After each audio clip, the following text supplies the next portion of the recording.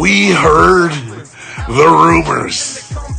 People have been saying that June 21st, when Battle Club returns in Brooklyn, it's going to be the Sea Stars versus the Ugly Ducklings. And that's a match we've been looking forward to for a very, very long time.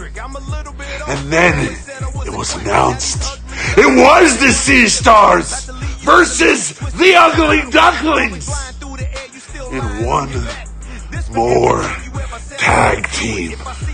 A tag team that's eye patch wearing, bazooka carrying son of a guns. That tag team is called the Diamond Dogs. Don't think we forgot what you did to us. This is unfinished business in the Northeast. And at Battle Club, we got two tasks. One is to have the match that we always wanted with the Sea Stars. And two, it's getting our revenge on the Diamond Dogs.